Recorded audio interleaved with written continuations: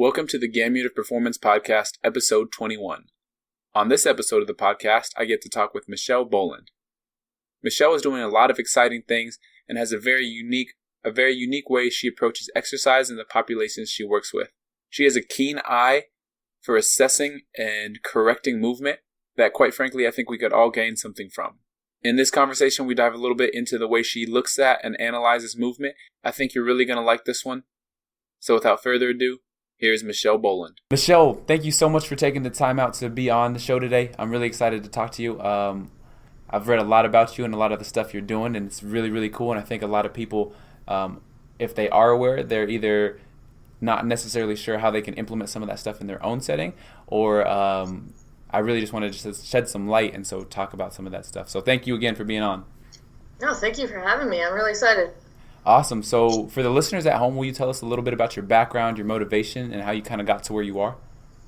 Yeah, absolutely. So my background is I was a collegiate athlete. Mm-hmm. But I think I really fell in love with like the training aspect when I was in high school. My first game of my senior year of soccer, I tore my ACL, and during that year, going into playing college soccer, I spent a lot of time in the AT room and the weight room, and I gained a decent amount of muscle. And I remember coming back for preseason in college and just being a lot faster, and my endurance level was really good, and I did really well on all the fitness tests, and I think I just kind of fell in love with that process. And so in college, undergraduate, I thought I wanted to be a registered dietitian, so I got a degree in nutrition, doing the health services kind of department.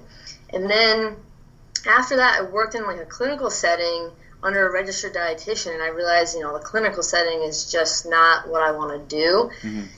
And you have like experiences both realizing what you want to do, and it's important to have experiences of realizing like what you don't want to do, and that was definitely one of them. Okay. And so I kind of reevaluated what I want to do. I ended up going to Springfield College. I was in the strength conditioning program. I met people like Pat Davison, who kind of changed the way I thought about what training was, or what the potential to understand the human and how we make changes to ourselves. And then that kind of led me into the exercise physiology program at Springfield College. And I was lucky enough to know Northeastern University, where I currently work, through an internship I had previously done. And that's where I am now. I work with the women's ice hockey team here, the field hockey team, the women's rowing team, and I assist with the men's basketball team. Okay, awesome. No, that's a really cool journey. And one of the things that really struck me about you is kind of your approach to training and the way you think, right? So a lot of it is very biomechanically driven. And so will you talk a little bit about your approach to training?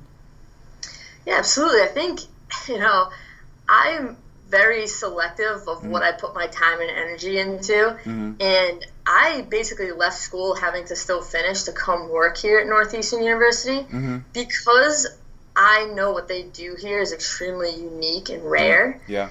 And I think I'm pretty much just like the only outspoken person in my department. So, a lot of this stuff is kind of our like department's kind of view of what training is. We kind of use this like analogy of like an elevator, which I wrote about like a few weeks ago or last week or something. Of, if we keep pushing, so whether we're talking about like range of motion or explosive extension, which is athletic performance, that's level 10. So if I want full range of motion through a joint, or if I want explosive extension, I should be able to start at the lobby and go 10 floors. A lot of times we don't think that people don't start at the lobby. Yeah. Positionally or stress, we're going to talk about like allostatic overload here in a second. People can start on different floors, and that reduces their potential for athletic performance, or it's making them go through the 10th floor, and that's when we see a lot of consequences happening. I think my view of training is this like continuum or spectrum of performance on one end, health on the other, was involved two different things, and kind of my programming and training mentality is kind of combining those two things for each individual, or as like a universal like programming card. It's basically giving people what they don't have, or not trying to push them through the 10th floor every single time I see them, and then being surprised when, something negative happens. Yeah. Okay, fair enough.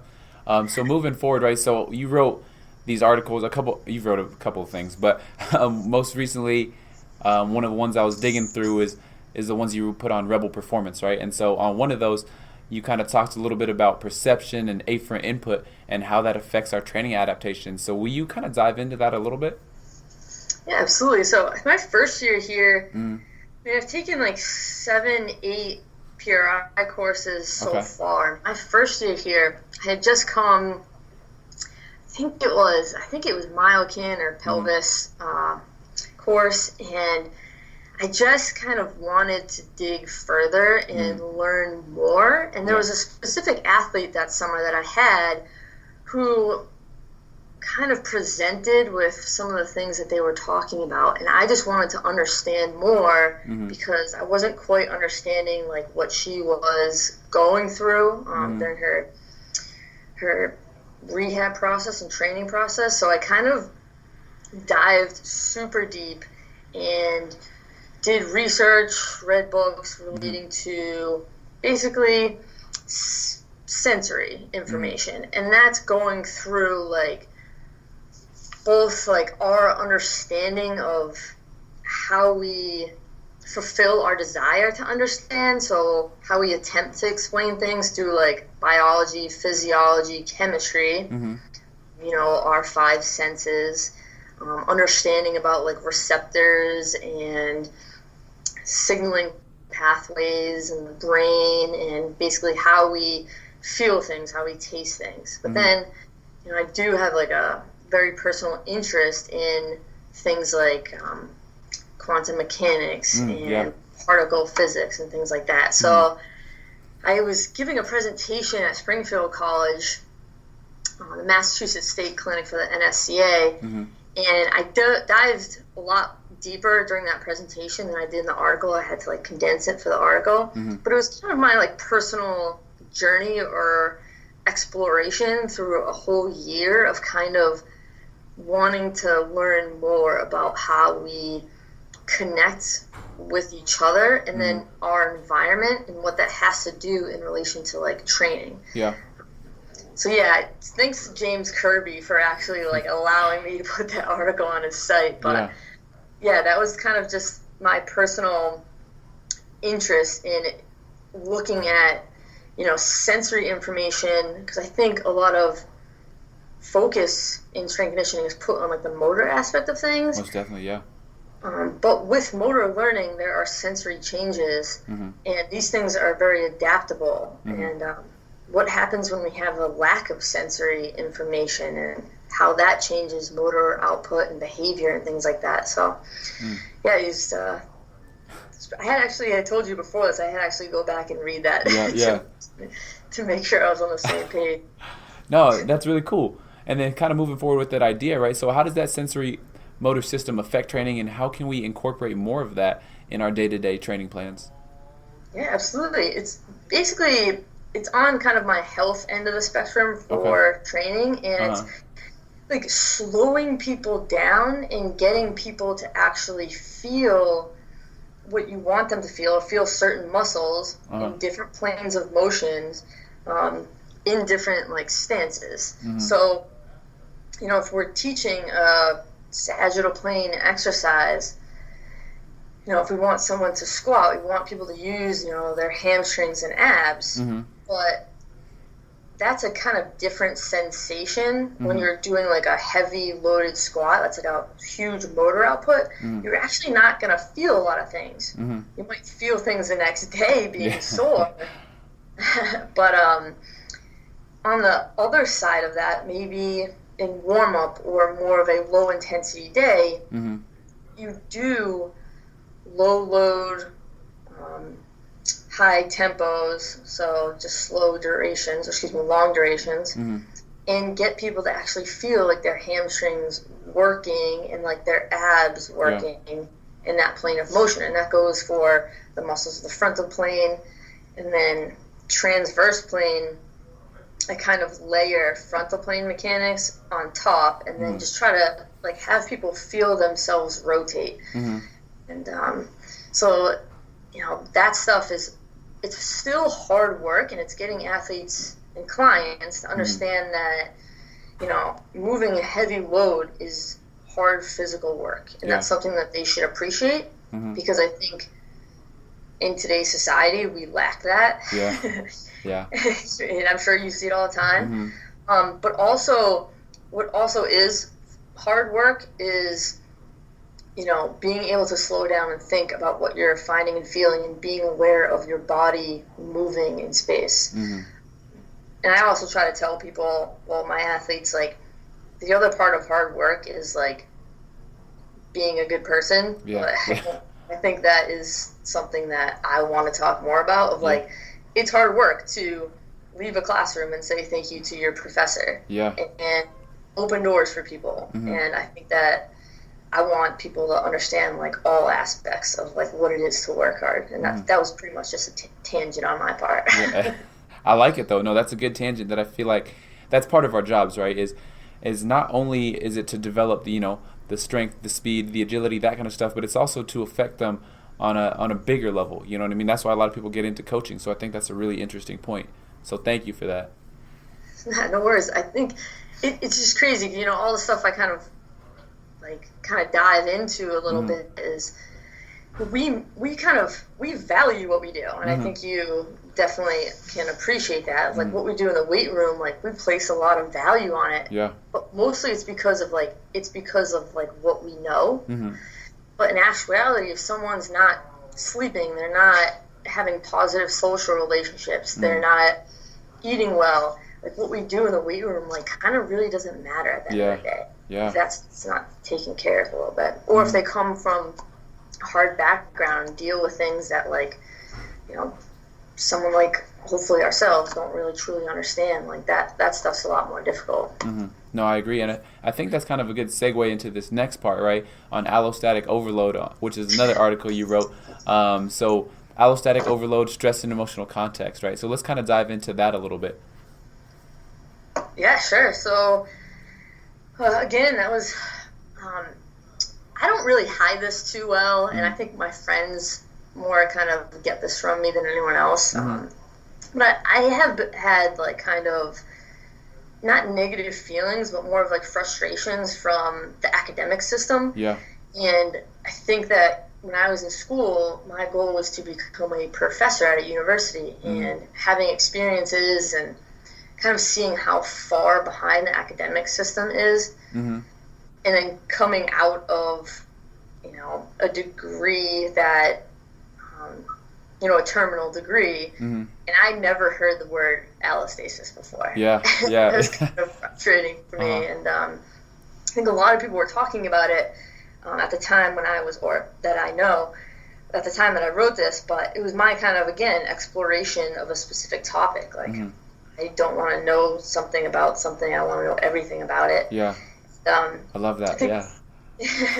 I think we think of, like, systems in our body as homeostatic systems. So, like, think about, like, this equilibrium and internal balance that we have, but only the systems that are essential for life, and that's kind of restricted to a limited number of systems, are homeostatic systems. Other systems are those that maintain those homeostatic systems, including things like sleep and glucagon and insulin are allostatic systems for glucose regulation. So it's just allostatic overload I use to kind of make sense in my head of when there's an inadequate response of one mediator that leads to overactivity or compensation of other mediators, and that comes at a cost. you have to pay a fee for that. So when we talk about stress, is what we do in training. You know, we just talked about all those other factors that happen outside of training. You know, that all has to do with the adaptations and what we're trying to do in the weight room, and how we're one system, but we kind of break it down into, you know, different variables to understand it better. But just looking at kind of like the bigger picture, I think. Yeah. Will you kind of pick apart this idea, right? So one of the lines in the article was talking about a stress system on an unconscious level, right? And how that can create cortical responses that leads to different states and resetting neural pathways, right? So will you talk about that, like stress on unconscious levels?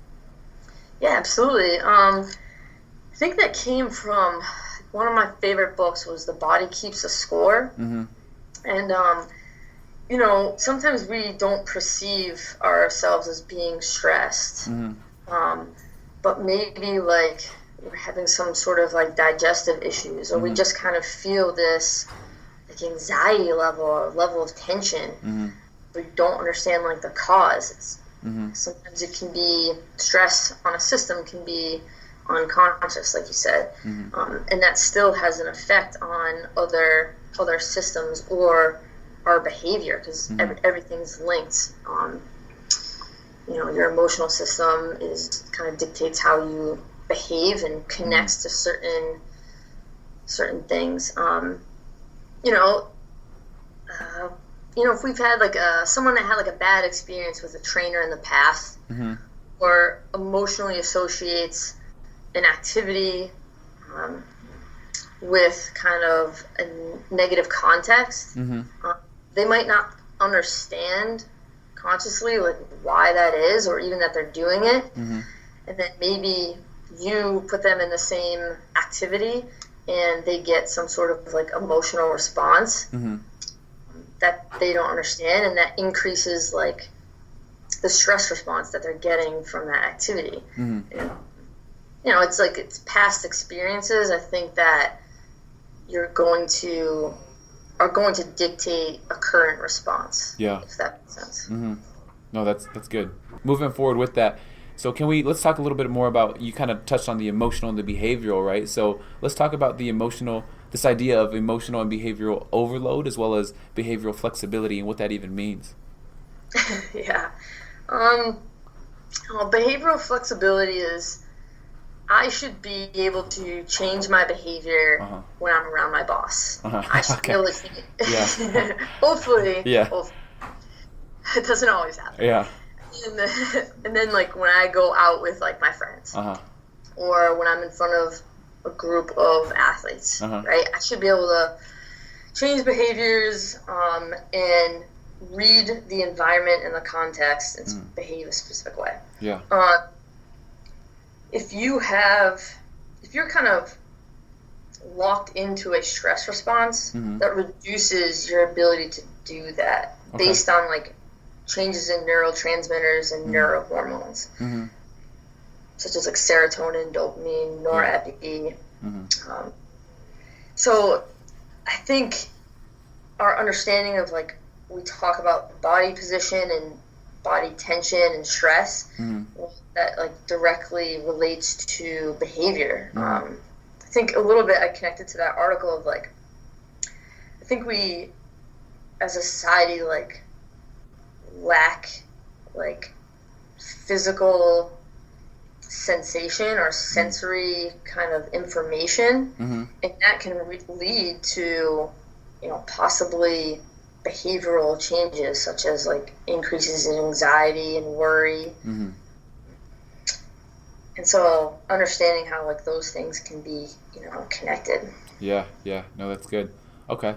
And then moving forward with that idea, right? So one of the really, really interesting parts of one of these articles was how lack of afferent information can cause like impingement, lateralization, and also behavioral disorders. So will you touch on that a little bit in your thought process? Yeah, so again, that was like exploration of kind of things I was learning at the time. So stress tends to pull us to our right side and lateralize us right. And that has to do with like differences in our brain hemispheres, differences in neurotransmitters. Our left hemisphere of our brain, dopamine is more dominant, and our left hemisphere of our brain kind of connects and is related to our right side of our body.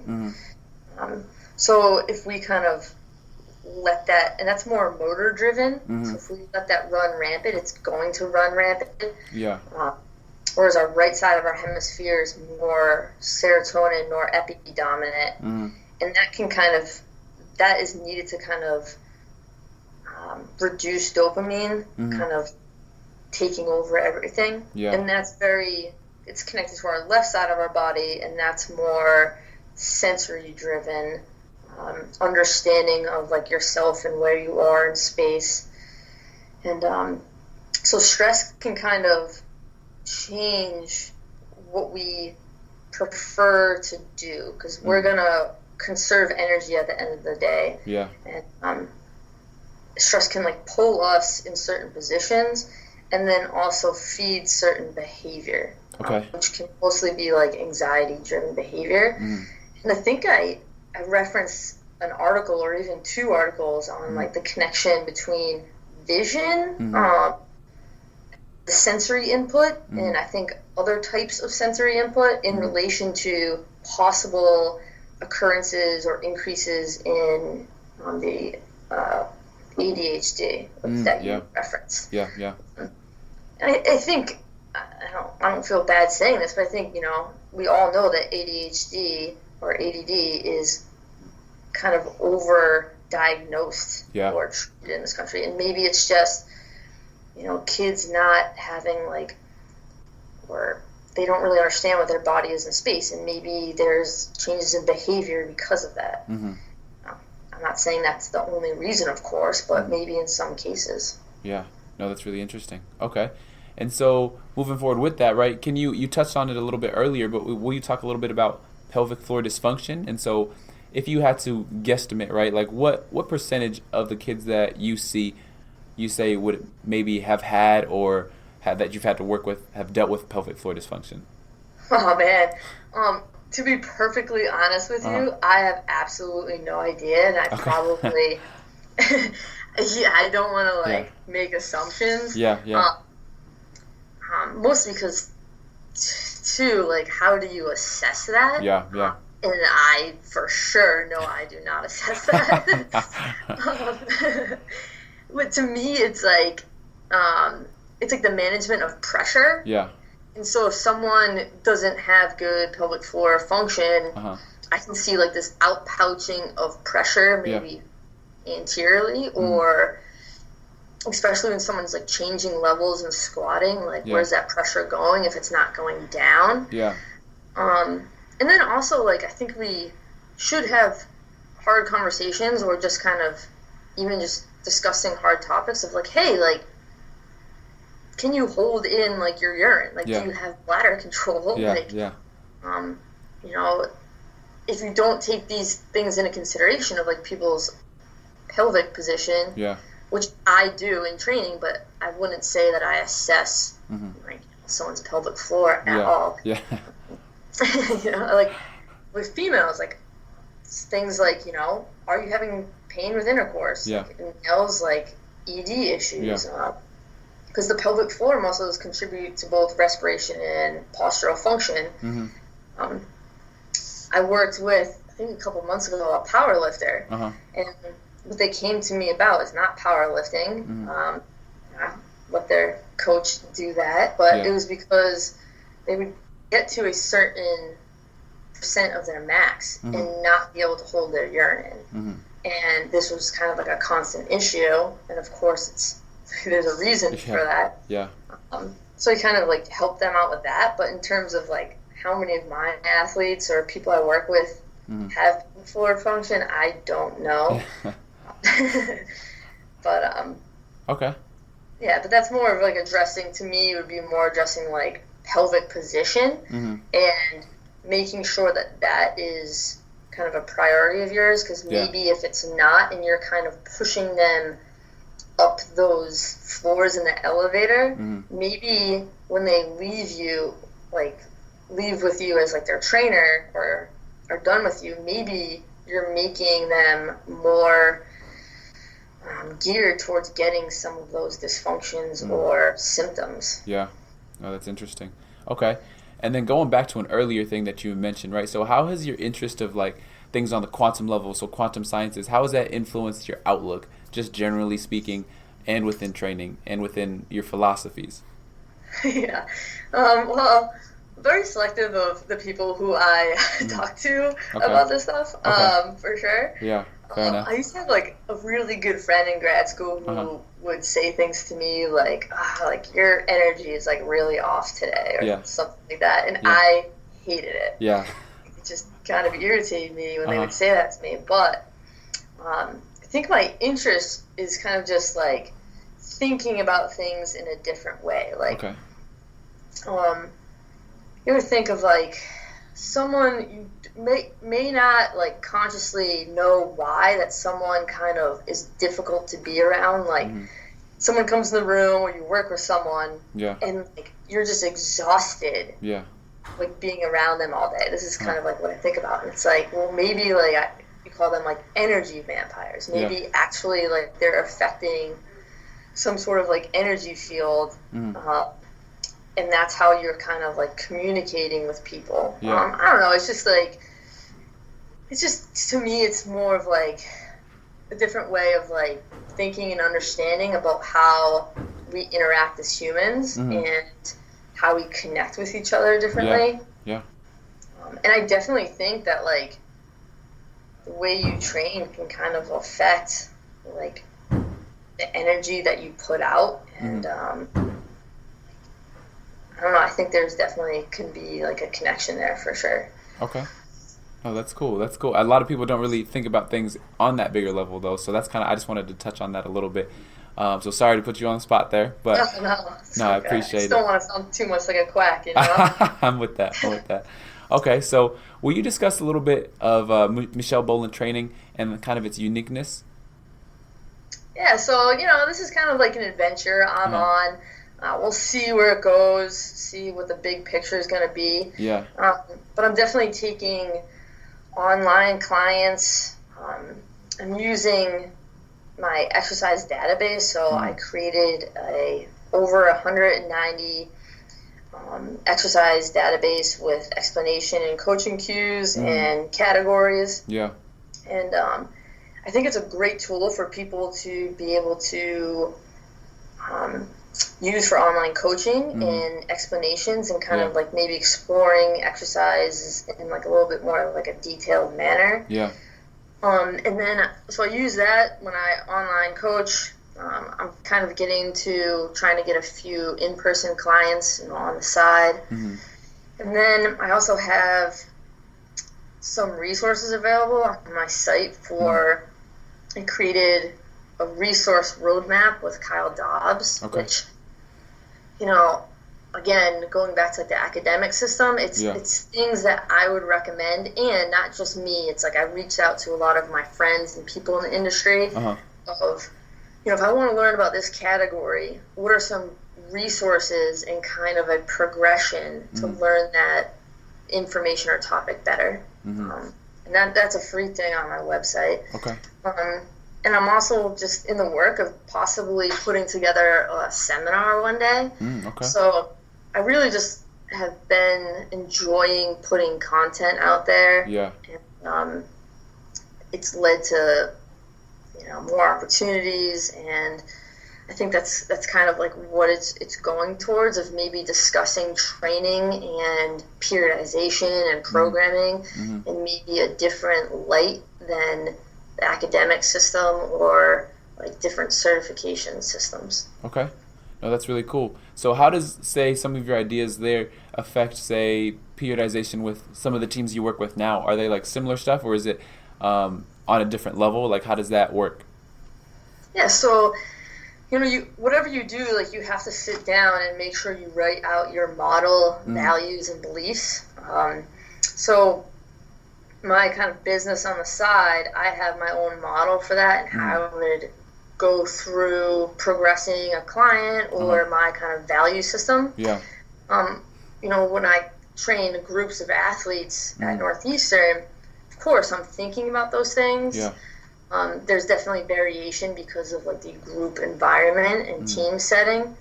But I definitely think there's a huge connect there of how I coach people. Yeah. No, that's good. Okay. So what are some resources that have had a big impact on you, whether they be books or podcasts or seminars or just like people that you've had conversations with? Yeah, of course. So I would say by far the Posture Restoration Institute and their courses, resources, and people who teach those courses are just absolutely unreal, and have had like a huge dramatic change in my personal side and also like mostly professional, and kind of changed the way I think about movement and training. And then of course people like Pat Davison is my biggest mentor. His current Rethinking the Big Patterns seminar, which you can actually buy for like dirt cheap on his site, is one of the probably best seminars I've ever been to and seen. Okay. So I would definitely highly recommend that. I actually went to the in-person one. And then, personally, my two favorite books are The Field by Lynn McTaggart, and then The Body Keeps a Score. So I think those two books kind of made a huge impact on me. Okay. And then moving kind of toward the end of this segment here, so we'll just go a couple quick questions, and you just kind of tell me the first thing that you're thinking of. So what are some quotes that you live by? I'm not like the biggest quotes person, but I think in the past year, the phrase "be responsible for a position of influence" has really resonated with me and been in the back of my mind when I deal with other people, because I'm a very observant person, and I really like to think about how other people are behaving and how that impacts other people. And everything that you do influences someone else. And it's, how are you going to influence someone else? And especially like I deal with, I'm in charge, quote unquote, or have an influence on over 80, 18 to 22-year-olds. Like, what do I wish I can probably give them that I didn't have or wish I had when I was that age? So I feel like people should be responsible for that, and it's my goal, hopefully, to be responsible for that. Yeah, no, that's good. Okay. So what's the best advice you've ever been given, whether that be in strength and conditioning or just in general life? Yeah, I think it was, I was pretty, I'm pretty introverted, I'm a very quiet person, and the best experience I've ever had is going to Ben House's functional medicine retreat in Costa Rica. Yeah. And, it scared the daylights out of me to, put content out there or write articles. It's hard sometimes. Yeah. And Ben House kind of talked a little bit about, he said, start before you think you're ready. Yeah. I think that's what kind of kicked me in the butt a little bit. So I think that meant a lot to me. Okay. In contrast, what's the worst advice you've ever been given? I had a potential for a job, and I think a lot of people in my life or mentors at the time a few years ago pushed me to the career of being a professor at a college or university, and I think I knew in my gut that's not what I wanted to do. So when people kind of try to push me to that or take a job in a academic setting, I think that's something that I'm very happy that I kind of didn't listen to. Yeah. Okay, that's good. Okay. What's one of the biggest struggles that you've had to overcome?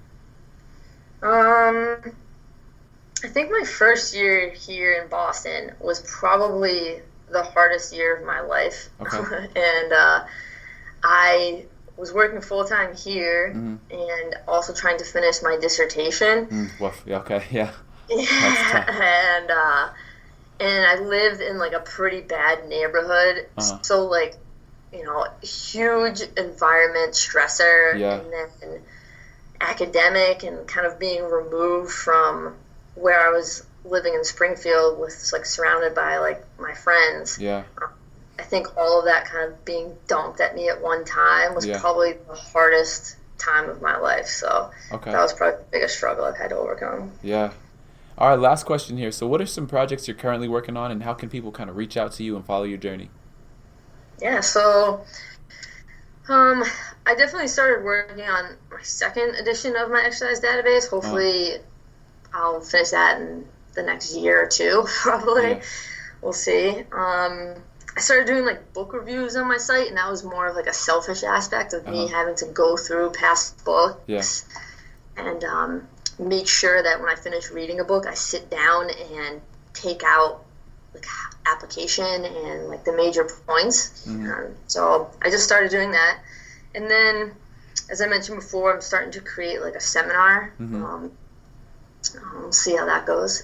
So those are my big projects I'm working on. Okay. And people can find me. I got my site is michelleboland training.com, and I'm a big Instagram fan, and I post a lot of stuff on Instagram. Okay. And my handle is mboland, BOLAND, 18. Okay. Well, thank you so much for your time. I really appreciate you taking the time out to be able to connect and talk and kind of share some of these ideas. Hopefully I can connect again with the future. Is there anything that you want to leave the listeners with? No, just thank you so much for having me on. I really appreciate, having a discussion and, getting able to speak in any way possible. Yeah. So thank you. You're very, very welcome, and hopefully we can connect again soon in the future. Absolutely. Thanks. Thank you so much for joining me. I really appreciate your time and you spending it here listening to this podcast and this conversation. Next week, we'll have another exciting guest. If you have any comments, questions, or people you'd like to hear from, please go ahead and contact me. I would love to hear your thoughts. I've also added a few of Coach Boland's articles to the show notes, so be sure to check those out. And please go ahead and hit me with a review on iTunes. It really helps out a lot and makes a big difference. Until next week, this is the Game Unit Performance Podcast.